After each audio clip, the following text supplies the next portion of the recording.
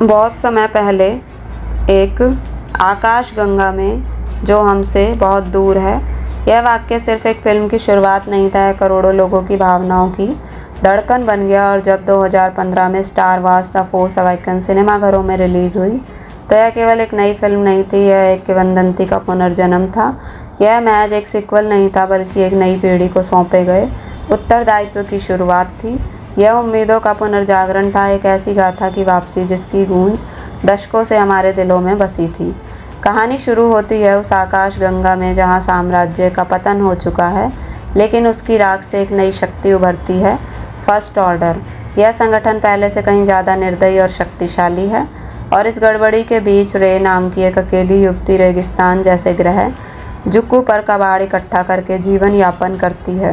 वह नहीं जानती कि उसके भीतर एक बड़ी ताकत सो रही है, और जल्द ही उसकी मुलाकात होती है BB-8 नामक ड्रॉइड से, जिसके पास ल्यूक स्काईवॉकर की लोकेशन का नक्शा है।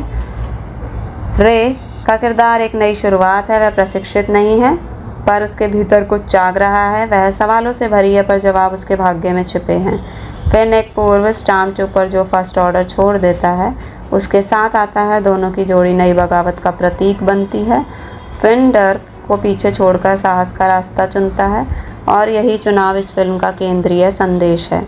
और फिर होता है हैन सोलो की वापसी, एक ऐसा पल जिसने सिनेमाघरों में हर किसी को खड़ा कर दिया। अब वह उम्रदराज हो चुका है, लेकिन उसकी आत्मा आज भी वही है। जब वह रे और फिन के साथ जुड़ता है तो यह केवल एक मार्गदर्शन नहीं होता, यह नई पीढ़ी को विरासत सौंपने जैसा होता है। और जब लेया स्क्रीन पर आती है तो दर्शकों को एहसास होता है कि यह कहानी भावनाओं, बलिदानों और संबंधों की भी है। और फिर आता है काइलो रेन, हैन और लेया का बेटा, जो ल्यूक से प्रशिक्षित था पर डार्क साइड की ओर बहक गया। वह डार्थ वेडर की पूजा करता है, लेकिन अंदर से टूटा हुआ है। उसका अपने पिता हैन सोलो से आमना सामना होना सिनेमाई इतिहास के सबसे इमोशनल दृश्यों में से एक है। वह नायक नहीं बन पाया और खलनायक भी पूर्ण नहीं है, वह संघर्ष का प्रतीक है। स्टार वेस केवल एक हथियार नहीं है, यह फर्स्ट ऑर्डर की ताकत का प्रतीक है। जब यह पूरी रिपब्लिक को नष्ट करता है तो दर्शकों को एहसास होता है कि दाव बहुत बड़े हैं, लेकिन जहां अंधेरा होता है वहीं कहीं आशा भी होती है। और वही आशा बनता है पो डैमरन। वह केवल एक पायलट नहीं है, वह एक नई क्रांति की उड़ान है। इस फिल्म की असली खूबसूरती इसकी संतुलन क्षमता में है। यह पुरानी यादों को संजोती है और नए रास्ते खोलती है। फिल्म के हर दृश्य में भावनाएं भरी हैं, चाहे वह रे का अपना अतीत खोजने का संघर्ष हो, फिन की वफादारी हो, या काइलो रेन की आत्मा की उथल पुथल। जब रे आखिर में ल्यूक को ढूंढती है और लाइट सैबर उसके हाथों में थमाती है तो यह सिर्फ एक मोमेंट नहीं होता, यह पीढ़ियों का मिलन होता है। संगीत फिर से जॉन विलियम्स का जादू लेकर आता है, हर धुन भावनाओं को बयां करती है, और यही फिल्म की आत्मा है। यह केवल लड़ाई नहीं है, पहचान की तलाश है। रे यह नहीं जानती कि वह कौन है। फिन भाग रहा है अपने अतीत से, और काइलो रेन एक छाया बनने की कोशिश कर रहा है।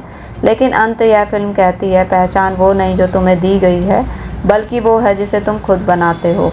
Star Wars the force awakens केवल एक फिल्म नहीं है, यह एक अनुभव है, एक एहसास कि जब दुनिया अंधेरे में हो तब भी कहीं ना कहीं उम्मीद की किरण होती है। यह फिल्म यह साबित करती है कि द फोर्स केवल किसी के खून में नहीं होती, यह हर उस इंसान में होती है जो मानता है, जो लड़ता है, जो उठता है। यह कहानी केवल स्पेसशिप और लाइट सेवर्स की नहीं है, यह कहानी है विश्वास की, रिश्तों की और अपने अंदर की शक्ति को पहचानने की।